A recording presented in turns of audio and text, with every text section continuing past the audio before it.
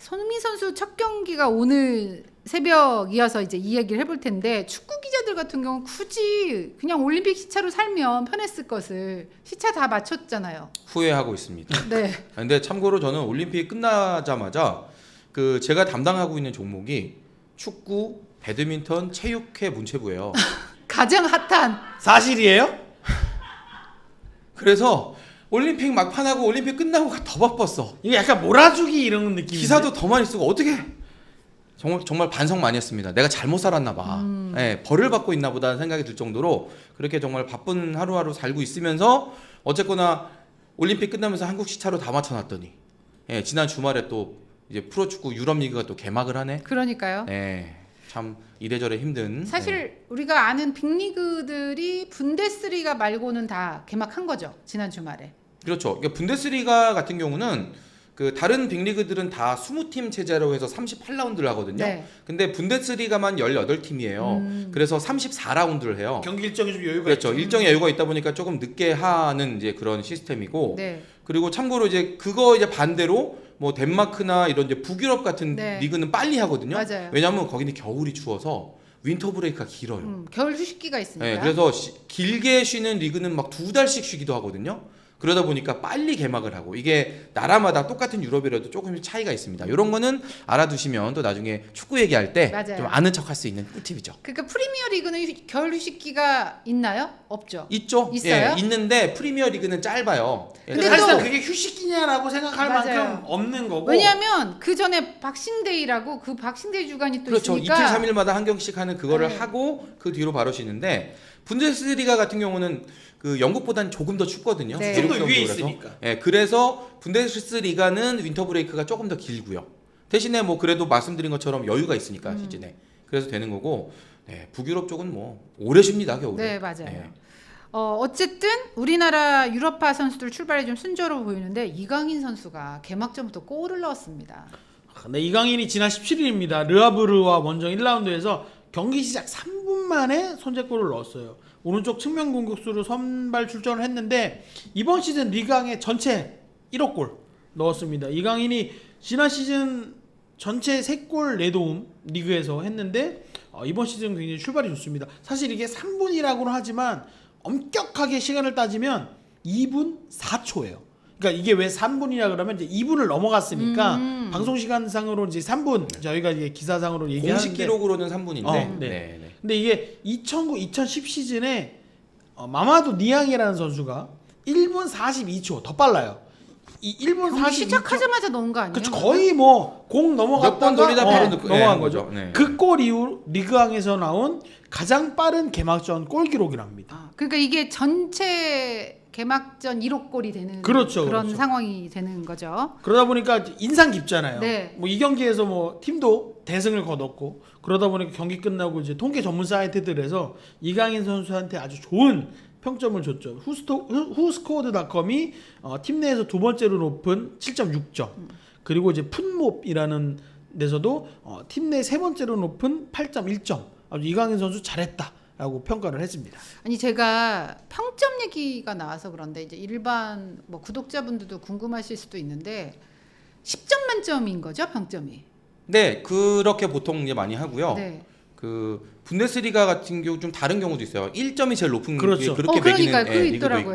있고, 네. 그게 조금씩 다른데 보통은 이제 10점 만점이고 7점이 기준이에요. 7점 정도 하면 이제 6점이 평균 보통. 그러니까 보통 딱 네, 6점. 그냥 보통 하면 6점 정도 되고 그보다 높아지면 이제 좀 더 잘한 거고 그보다 낮아지면 부진했다.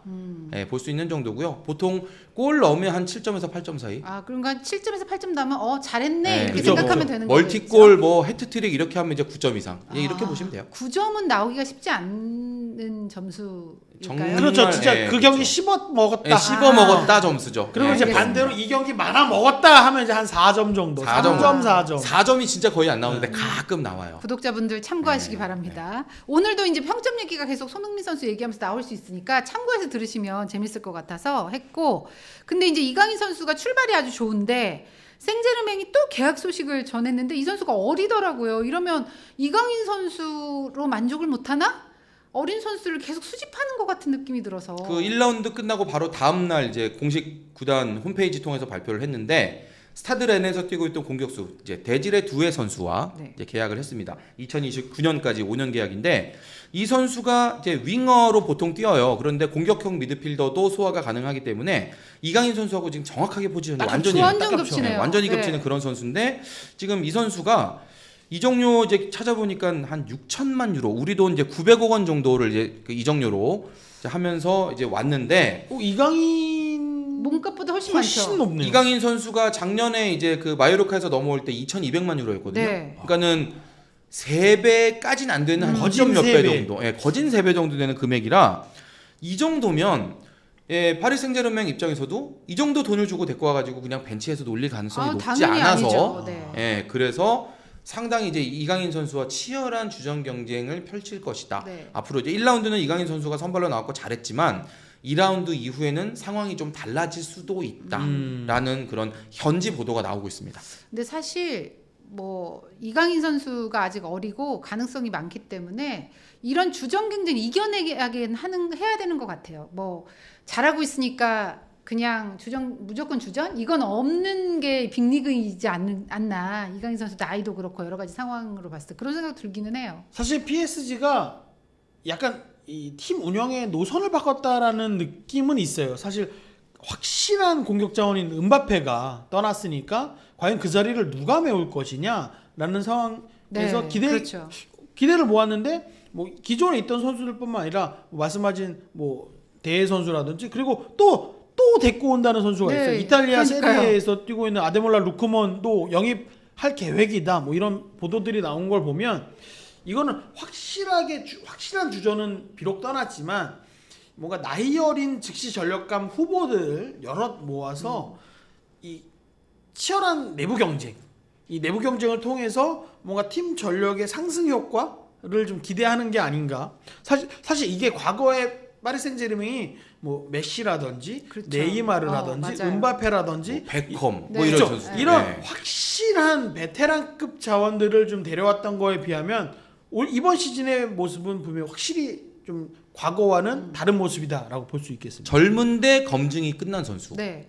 그죠. 과감하게 사와서 예, 이 포지션을 지금 이 선을 굉장히 복잡하게 그렇게 하고 있는 주전 것 경쟁을 같아요. 복잡하게 만드는데 사실 파리 생제르맹이 리그 안에서는 뭐 씹어 먹잖아요. 그렇죠. 뭐 어느 팀도 상대가 안 되는 그런 상황인데 유럽 챔피언스 리그 같은 데 나가면 맥을 못 쳐요. 그게 뭐 여러 가지 분석이 가능하겠지만 결국은 리그에서도 하고 컵 대회도 하고 이런 챔피언스 리그도 나가는 이런 일정을 다 소화하기에는 뭐 스타 한두 명만 갖고는 안 된다는 거예요. 그러니까 뎁스가 필요하다는 거예요. 니네는 분명히. 플랜 A밖에 없잖아라는 게 음, 이제 타팀 감독들한테도 선수들한테도 읽힌 거죠.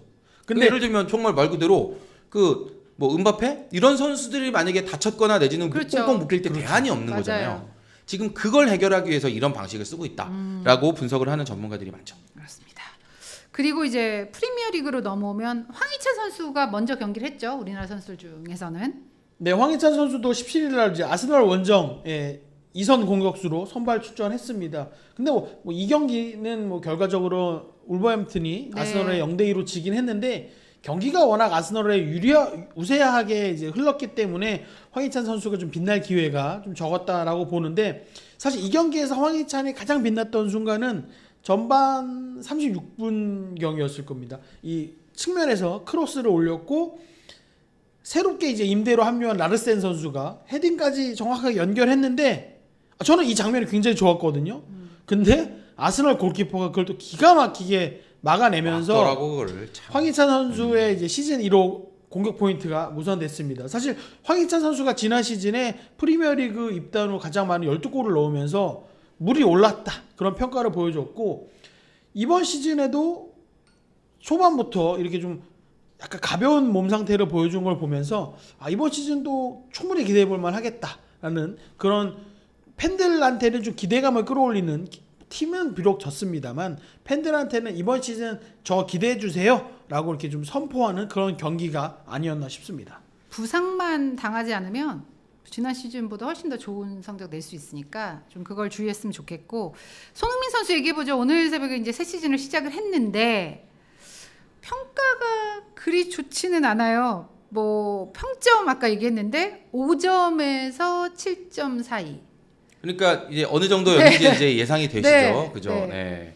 네, 이 경기 뭐 손흥민 선수가 손흥민 선수도 원정이었습니다. 레스터 시티 뭐 승격 팀입니다. 승격 팀 상대로 왼쪽 측면 공격수 선발 출전해서 후반 추가 시간까지 사실상 풀타임 활약했습니다. 그렇죠. 네. 사실 레스터가 프리미어 리그에서도 우승도 했던 팀이긴 한데 지난 시즌은 2부 리그 챔피언십에서 뛰었어요. 뭐 물론 챔피언십에서 우승했다고는 하지만 그래도 토트넘도 지난 시즌 프리미어 리그 5위를 했던 팀인데 우세하지 않을까? 토트넘이 조금은 우세하지 않을까라는 예상을 갖고 경기를 했는데 뭔가 토트넘 팬들한테는 아쉬울 수 있는 1대1 무승부였단 말이죠.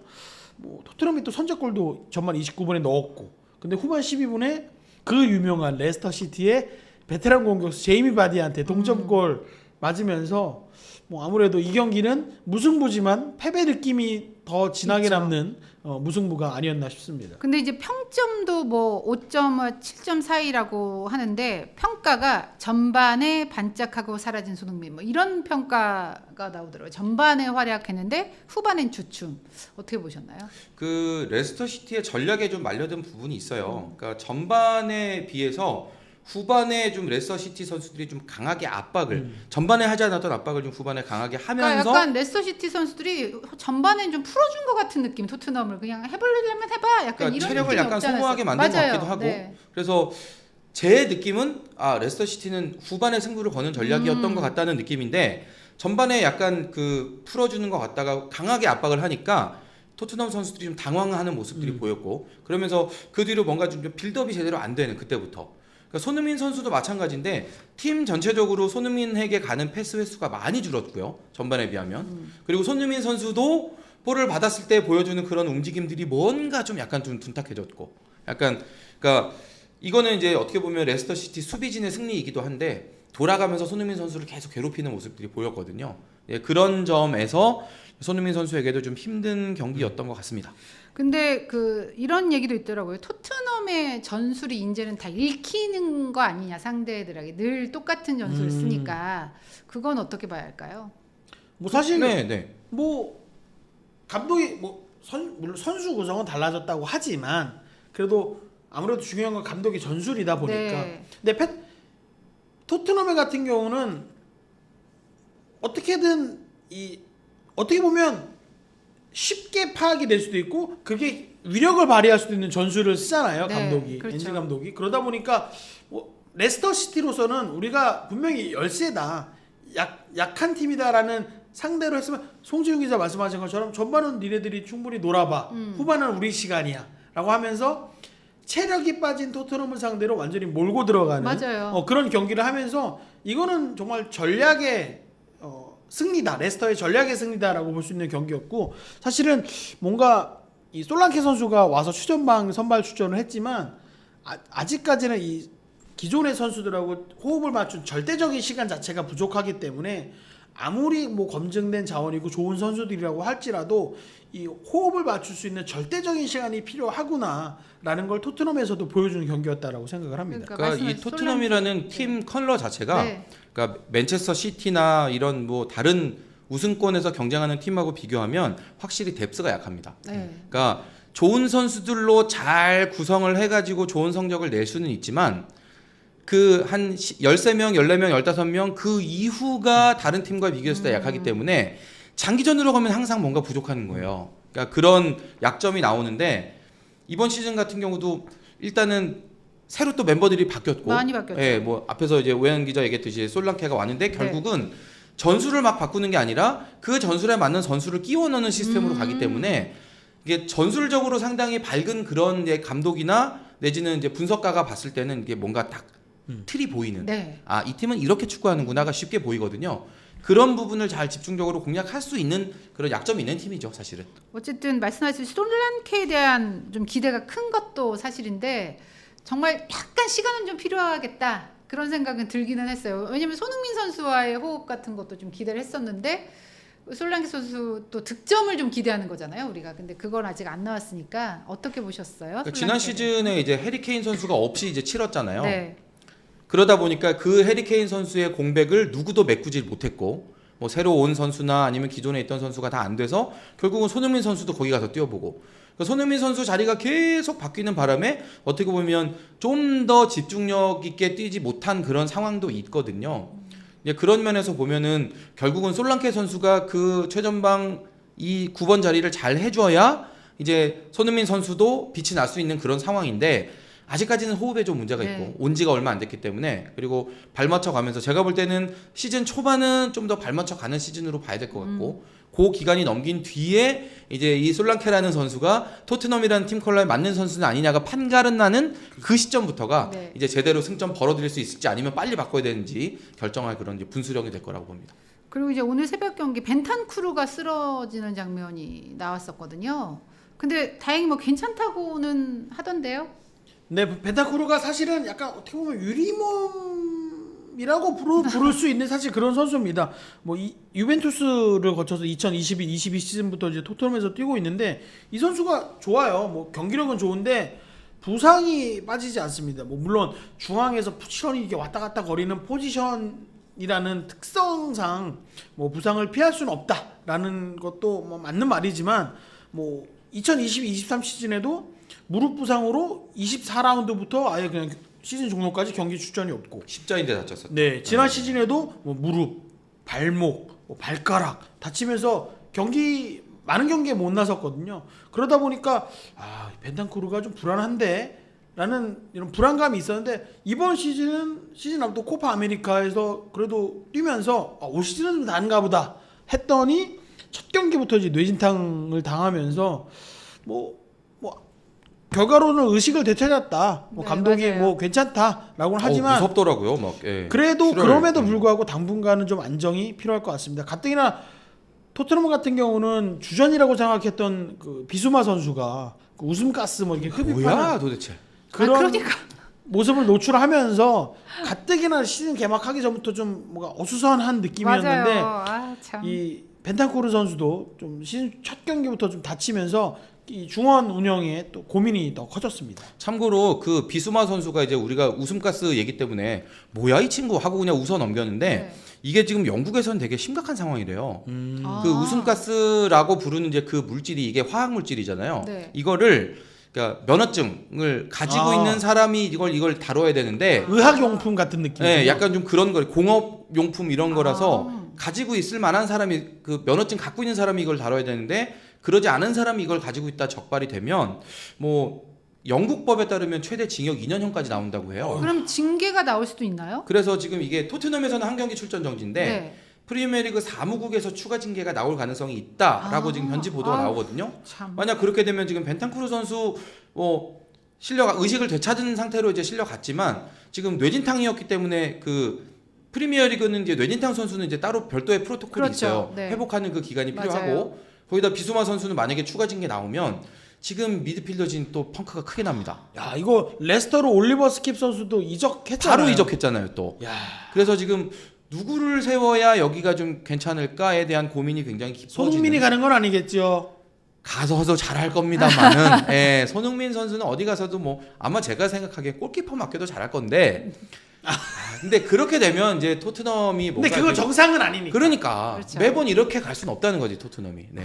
우리는 이제 손흥민 선수가 좀 제대로 된 팀에서 본인의 자리에 딱 안착해서 뭐 이런 걸 원하는데 계속 어떨 땐 최전방으로 갔다가 뭐 오른쪽으로 갔다가 왼쪽으로 그렇죠, 갔다가 뭐 아래로 좀 내려갔다가 자꾸 이러니까 이게 어떻게 보면 그 상황을 좋게 생각하자면 정말 팀이 필요로 하는 그건 선수구나 맞죠.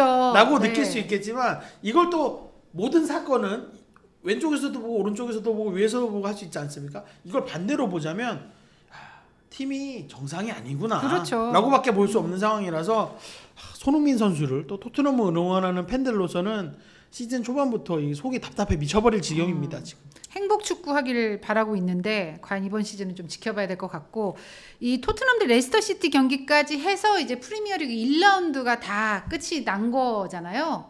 어떻게 보셨어요? 뭐 역시 맨시티가 또 우승하나요? 너무 일찍 얘기하는 거지만 뭐 일단 강한 건 어쩔 수 없는 네. 거지만 저는 뭐 한국 사람이고 한국 축구를 응원하는 입장에서 저는 그래도 손흥민이나 황희찬이나 첫 경기에서 그렇게 몸 상태가 나빠 보이진 않는 건 다행이다.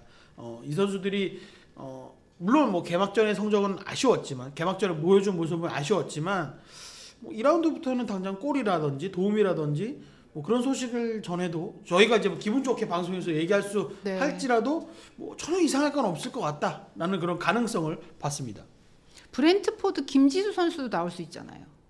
나올 수 있죠. 그러니까 네. 일단 팀에서의 평가는 괜찮아요. 그래서 언제든지 나올 수 있는데 이 수비진이라고 하는 건 사실은 이제 시즌 초반에 감독이 그렇죠. 우리는 요 라인으로 갈 거야라고 정하면 거기서 뭔가 결혼이 생기기 전까지는 쉽게 바꾸지 안 바꾸죠. 않거든요. 그렇죠, 네. 그렇죠. 그래서 조직력이 지금, 또 중요하고. 초반에 뭔가 이제 명단에 들지 못했다는 건 일단은 주전으로 지금 인정받는 수준은 아니다라고 얘기할 수 있는데 일단 김지수 선수한테는 제가 볼 때는 이제 컵 대회 기회가 올 거예요. 아, 그렇죠. 예, 그러니까 컵 대회는 이제 로테이션을 과정을 하기 때문에 그런 컵 대회 기회가 왔을 때 김지수 선수가 본인이 가지고 있는 역량을 제대로 보여주고 그 상태에서 만약에 주전 라인업에 결혼이 생기면 그때 들어가서 좋은 이제 활약을 보여주고 자리를 잡는 거죠. 네. 네, 저희가 뭐 기대할 수 있는 건 그 정도고 일단 능력은 충분한 것 같더라. 현지 평가도 아주 좋은 것 같더라까지는 제가 말씀드릴 수 그러니까 있겠습니다. 수비 선수를 거기에 플러스 알파로 저는 언어가 되게 중요한 것 같아요. 왜냐면 매우. 동료 특히 뭐 공격 같은 경우는 모르겠지만 수비 같은 경우는 그 한마디 한마디가 굉장히 중요한데 아무리 기량이 좋다고 해도 언어 능력이 그러니까 내 동료 선수가 야 공가니까 받아라고 얘기했는데 뭐래 뭐 이러고 있으면 그 결정적인 실수를 할 수밖에 없는 상황이잖아요. 그러다 보니까 김지수 선수는 이 동료 선수들하고 호흡 맞추는 것도 굉장히 중요하지만 여기에 플러스 알파로 또 언어 공부를 좀 하면서 그렇죠. 공부 아직 어린 선수니까 아직 젊은 금방 선수니까 배울 거예요. 금방. 저는 그럼요. 그 배우는 속도 빠를 거다라고 네. 보거든요.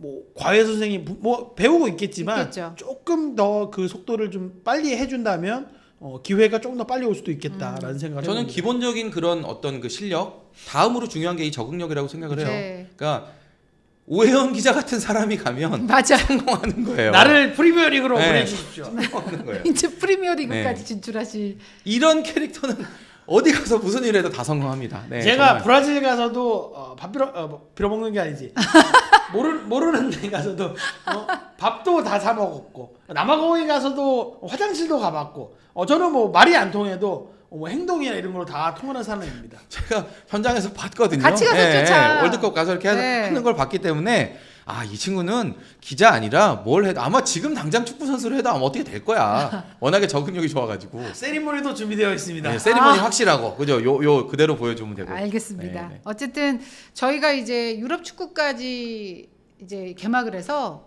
이게 다룰 이야기가 정말 많을 것 같아요. 왜냐하면 저희 프로그램이 세상의 모든 스포츠 이야기가 다 있는 스포츠 플러스잖아요.